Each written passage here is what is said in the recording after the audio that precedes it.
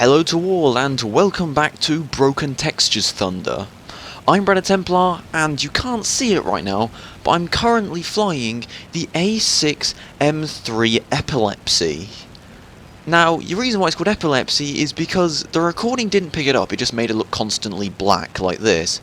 But in the actual game, it was rapidly flashing black and white, to the point where it was literally painful to fly.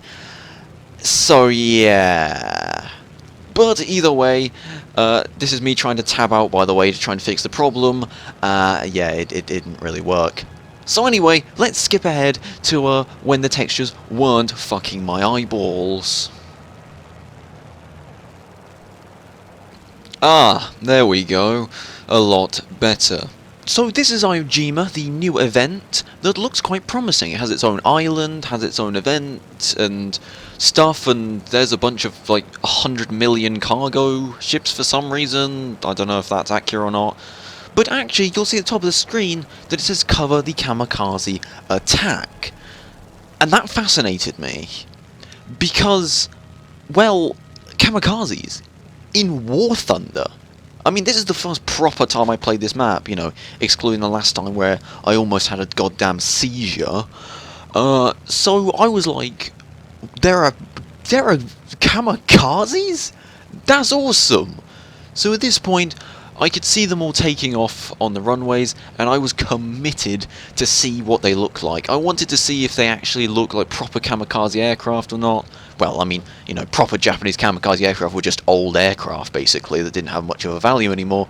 But I wanted to see if they actually had the proper fuselage bombs equipped to them.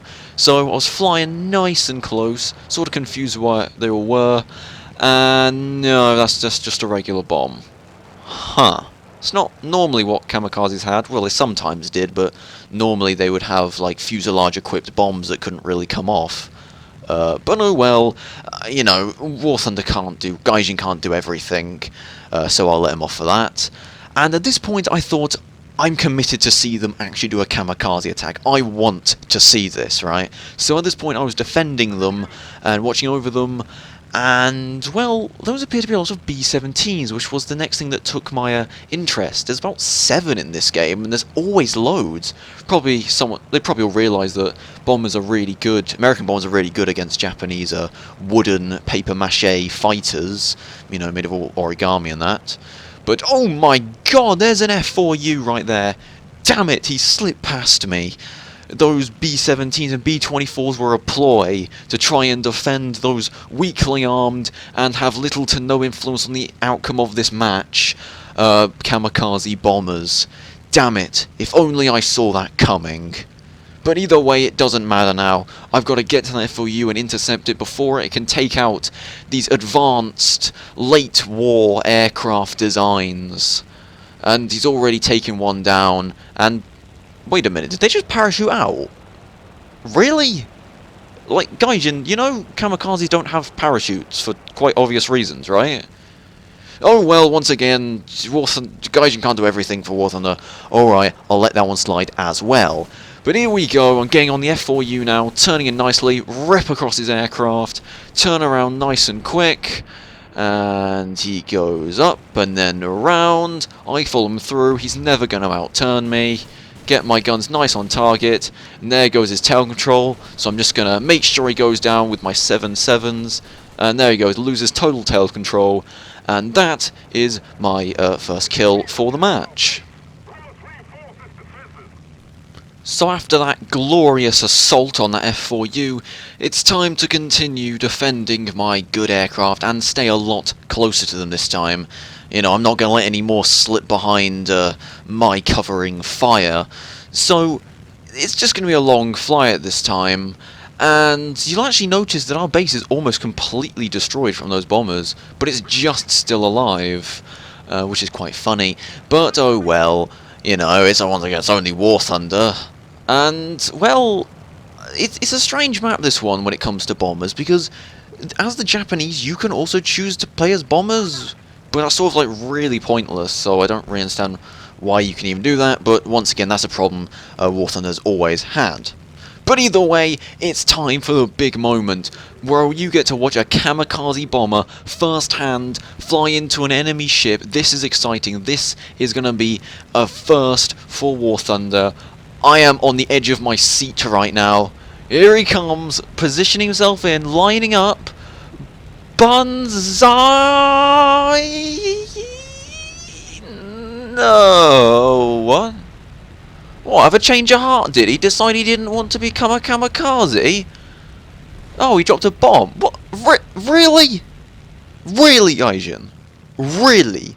Like, I'll let you off for not having the proper kamikaze bombs, and for allowing them to parachute out. Alright, I'll let all those things slide.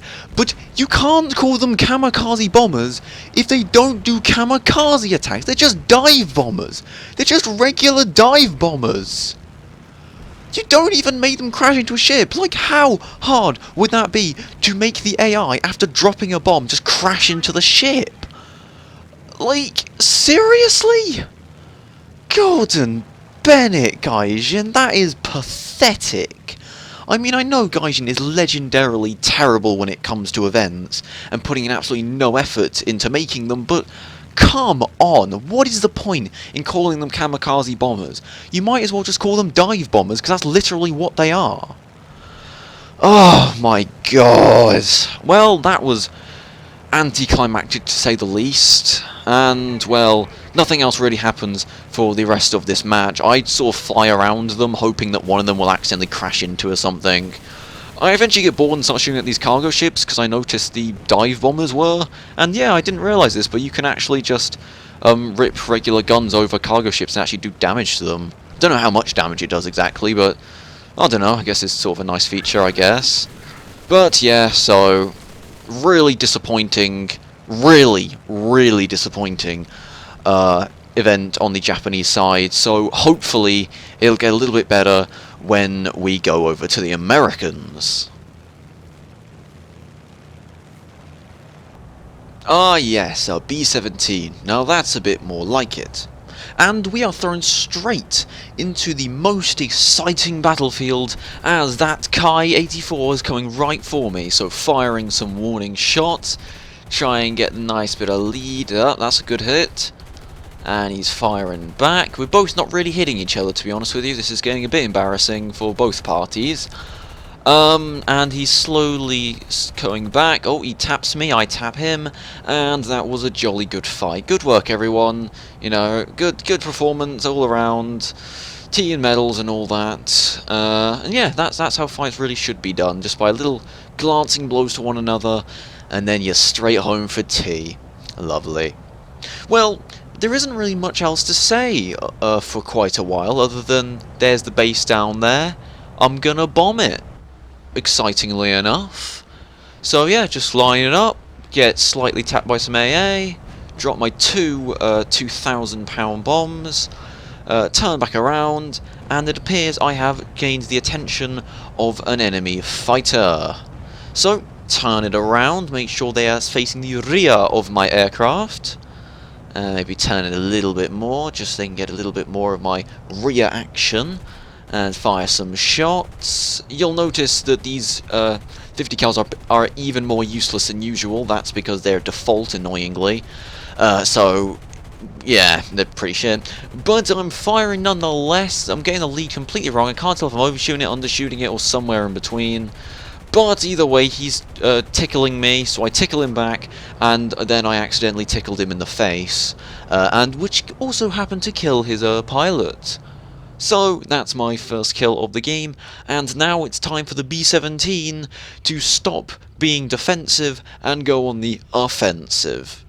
You see, the best thing about the B-17 is it has roughly 8 million guns facing out of every single conceivable position on the aircraft, which means A, it has a very small bomb load, probably because of the amount of guns they had to fit on this bloody thing, and B, it means that this thing can attack as well as it defends. Allow me to demonstrate. But before I get to do that, it looks like we've got another taker, a Kai-84, who's flying on in. Didn't really get any hits on him, he didn't really get anything on me, and yeah, nothing really happened.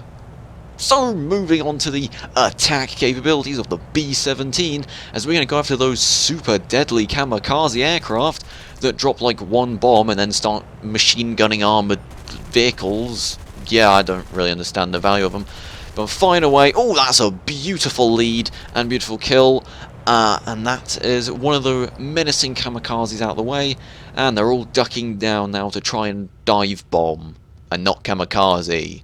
I'm not going to get over that. That is still annoying me beyond anything, right? So, yeah.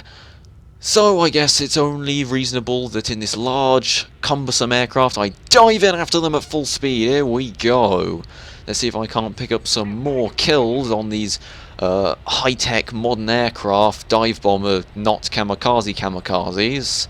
And oh, it appears we have another taker, a Kai-43.